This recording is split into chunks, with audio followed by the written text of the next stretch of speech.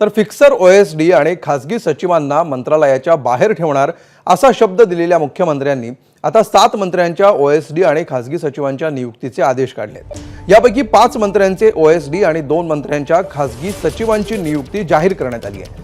अद्यापही अनेक मंत्र्यांच्या ओएसडी आणि खासगी सचिवांची नियुक्ती बाकी आहे। मंत्री गणेश नाईक, मंत्री मंगल प्रभात लोढा, मंत्री आशिष शेलार, मंत्री माणिकराव कोकाटे आणि बाबासाहेब पाटील यांच्याकडे विशेष कार्य अधिकाऱ्यांची नियुक्ती करण्यात आली आहे। तर मंत्री जयकुमार रावल आणि इंद्रनील नाईक यांच्या खासगी सचिवांच्या नियुक्तीचे सामान्य प्रशासन विभागाकडून आदेश जारी करण्यात आलेले आहेत।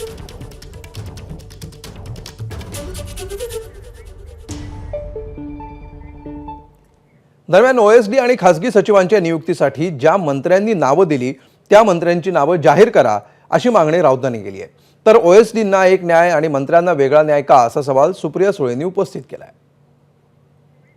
नरेंद्र मोदी यांनी 4 दिवसापूर्वी बिहारमध्ये एक भाषण केलं भागलपूरला, आणि त्यात त्यांनी भ्रष्टाचारावरती हल्ला केला आणि जनतेला त्याने असं आवाहन केलं, जर कोणी खाणारे असतील तर मला फक्त नाव कळवा, पुढलं मी पाहतो।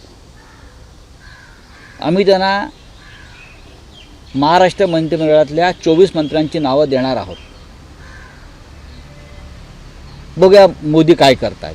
कोणताही भ्रष्ट फिक्सर हा मंत्र्यांचा पीए ओईटी असणार नाही। हे अत्यंत कठोर निर्णय आहेत आणि ते घेतले असतील तर नक्कीच या राज्याच्या हितासाठी त्यांचं अभिनंदन आणि स्वागत करावं लागेल। पण मग एक निर्णय ओएसडीला आणि एक निर्णय मंत्र्यांना, हा कुठला न्याय?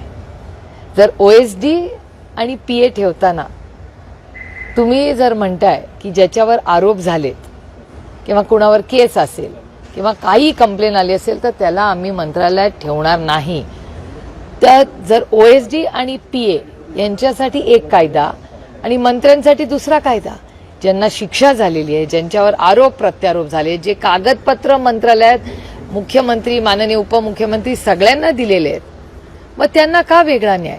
मग जर तुमचं सरकार खरंच भ्रष्टाचार मुक्त असेल तर वॉशिंग मशीन सिलेक्टिव्हली नाही चालणार। एबीपी माझा, उघडा डोळे बघा नीट।